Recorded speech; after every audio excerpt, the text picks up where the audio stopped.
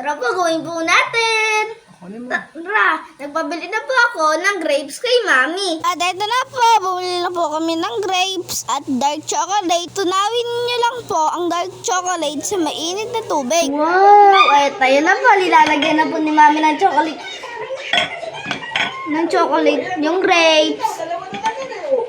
Mukhang masarap po, guys. Sigurado po matatakam po kayo kapag nakita niyo po ito. Sobrang sarap po nito, guys. Wow! Ito na po yung itsura niya after 1 hour. Wow! Tikiwan time!